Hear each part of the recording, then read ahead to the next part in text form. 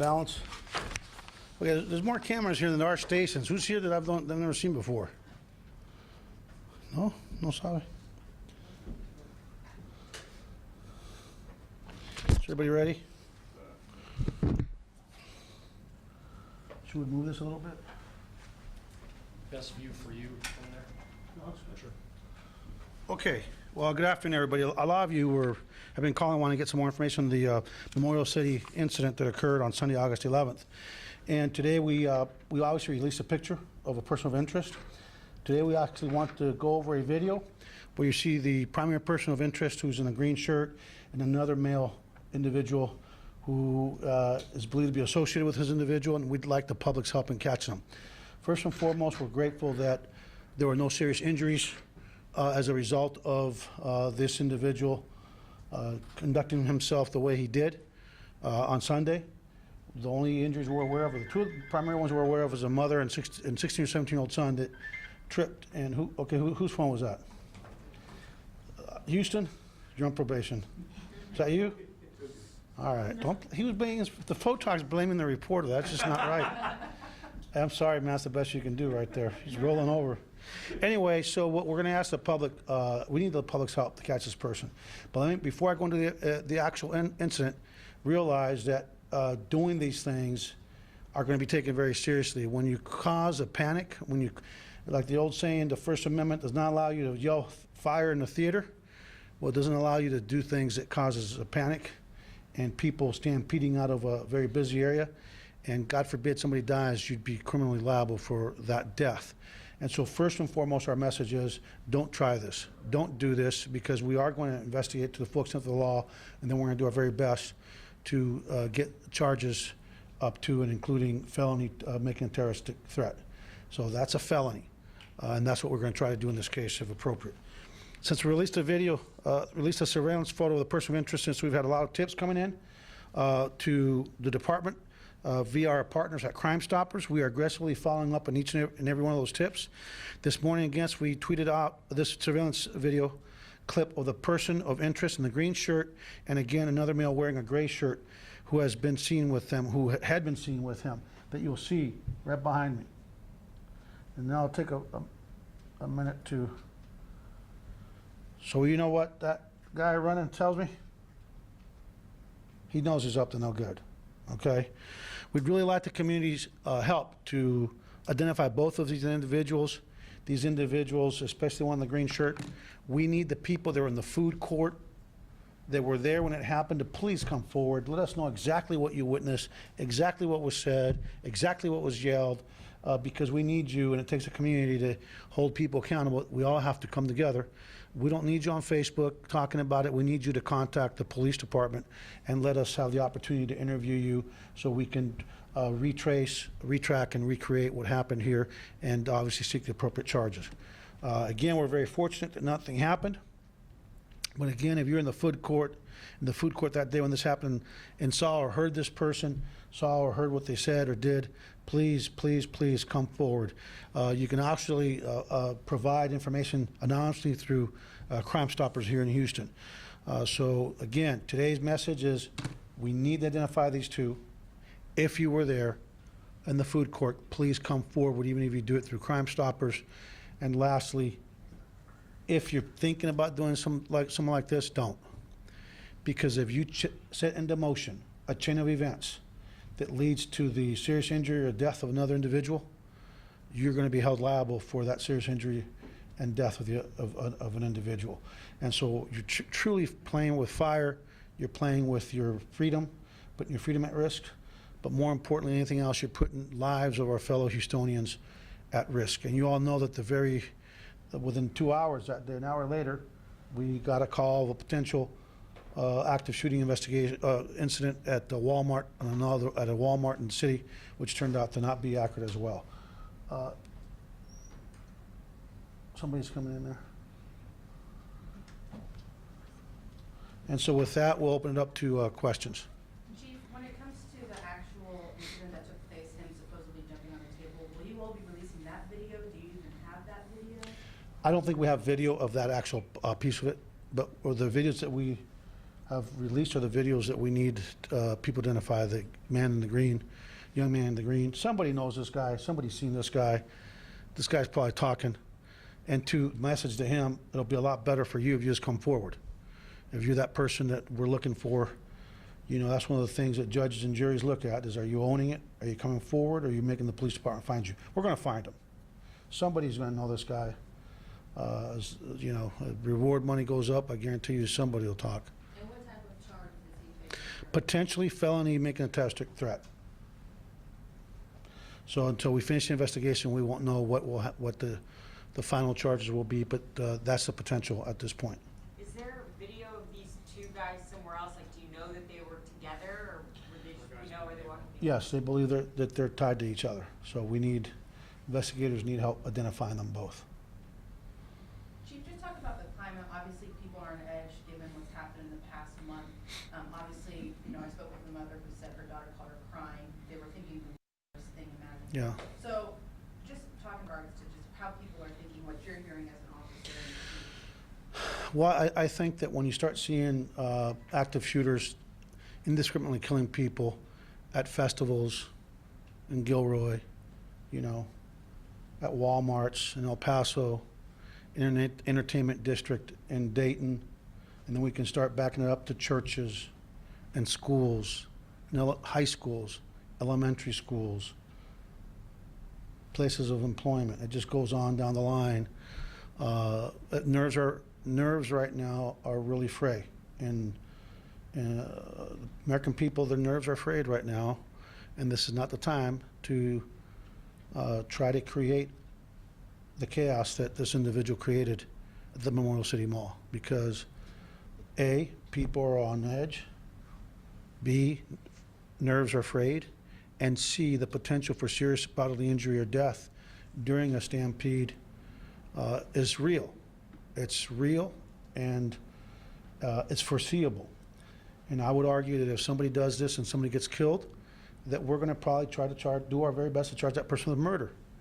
Because everyone knows when you get people in tight quarters to stampede, right, that the potential for serious bodily injury or death is high. It's real. Then you add old people to the mix, or you add little children to the mix. They're very vulnerable from serious injury or death in these kinds of events. Yes, sir. These look like high school kids. Do you have any reason to believe they're minors? We believe that they're late teens to early 20s. And there's several malls in the city of Houston, so is there any motive as to why this? No, was selected? Was it more accessible? No, we don't know yet. We don't know. That could have been any mall. This could have happened any mall in the state, any mall in the city, in the county, in the country. It's just, who knows? We'll find out why they picked me. It's closest to home. Maybe the guy rode his bicycle there. I don't know. We'll figure it out as we investigate. But I do know, and I am hopeful, that this community is going to come together and help us identify these individuals. Because the last thing we need is for this to happen again, somebody to get killed. Could you imagine being with your little toddler walking around the mall and all of a sudden everybody starts running? Could you imagine what would happen to that little child if they get knocked down? Or that elderly person with the walker? We see all these kind of populations at the mall, do we not? You're just placing people at risk, and it's not a laughing matter. It's very serious. Esta tarde queremos suplicar a la comunidad que vean este video, que el muchacho en la camiseta verde es nuestro sospechoso sobre lo que ocurrió en el Memorial City Mall el domingo, y otra persona que está aquí con la camiseta gris, también una persona de interés que pensamos que estaba con ese muchacho. Les suplicamos que por favor, si conocen a estas personas, que llamen a la policía o que llamen al Crime Stoppers, donde sí se habla español también, no tienen ni que dar su nombre. La otra cosa que es importante que la comunidad sepa que esto no es un chiste, esto no es una broma. Y si algo pasa con una persona causa esta clase de pánico y una persona se cae y se muere, es un homicidio y puede ir preso por cometer un homicidio. Acuérdese que vemos muchos niños chiquiticos que están con sus mamás y sus papás, personas más ancianas, que si lo tumban para el piso y lo atropellan, pueden ser heridos muy seriamente o pueden ser matados por esta clase de actividad. Así que no tome esta clase de acción porque es una acción muy seria y vamos a hacer todos nuestros esfuerzos posibles para traer cargas de felonía por ser amenazas terrorísticas en el mall de Memorial City. La persona de verde está encapuchada de rojo. Por sus movimientos, ¿creen que sí fue alguien que... Sí, esa persona de verde, vestido de verde, sí es nuestro sospechoso. Estamos con una gran confianza que es el sospechoso, y el que está vestido de gris, tenemos una gran confianza que pensamos que andaba con él, y es que es un testigo, un colega. También los que estaban en la área del food court, donde ocurrió esto, sabemos que había muchas personas ahí. Necesitamos que nos llamen y que nos lo digan exactamente qué fue lo que hizo el muchacho vestido de verde, qué fue lo que dijo, qué fue lo que hizo, cuáles fueron sus acciones. Acuérdense que pueden llamar a Crime Stoppers y no tienen ni que dar su nombre. Lo que necesitamos es la información, por favor. Háblenos del momento que estamos viviendo como para decir algo que ellos consideran una broma, pero realmente, ¿qué está pasando en este momento en el país que este tipo de bromas ya se consideran? Mire, acuérdese que la Constitución nos da la habilidad de tener nuestros derechos de poder hablar, pero sabemos que no pueden llegar a un teatro y no puedes estar adentro de un teatro y gritar que hay un fuego. Sabemos que hay límites a esos derechos.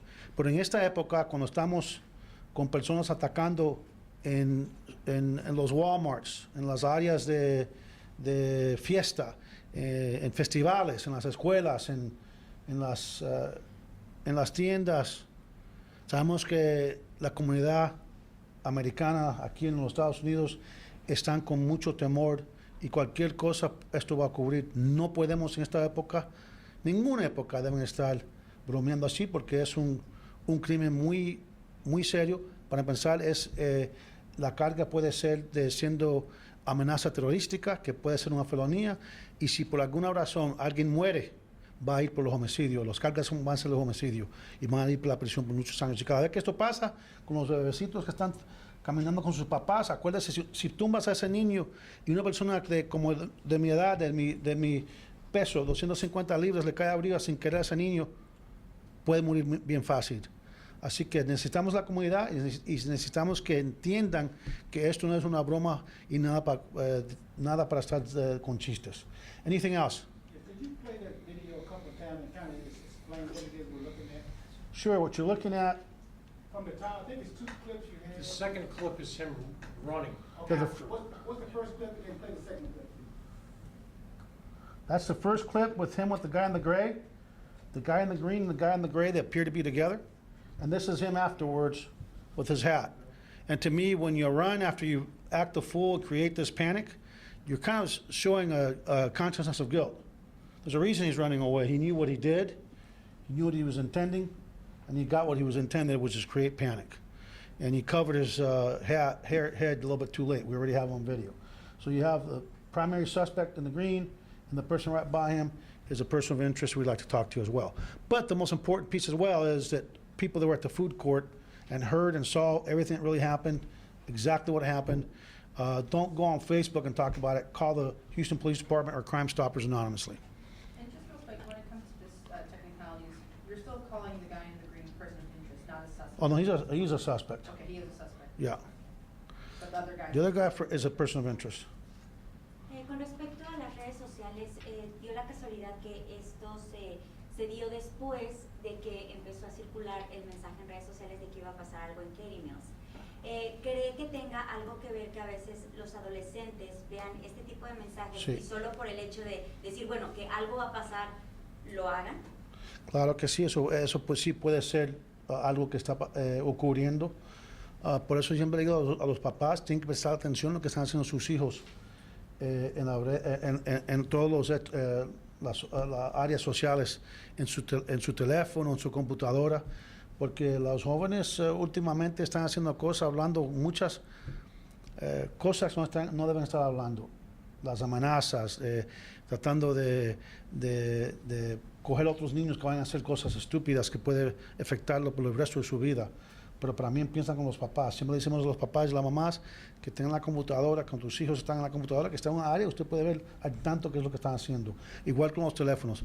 Mi hijo tiene de 11 años, yo estoy muy mucha atención a lo que está haciendo con su teléfono. ¿Se sabe qué fue lo que causó el pánico ya? Este fue lo que causó el pánico, vestido de verde. Pero no vamos a hablar sobre cómo la investigación continúa, no vamos a decir exactamente qué fue lo que ocurrió. Okay? All right, everybody, thanks for coming out. Appreciate you all very much.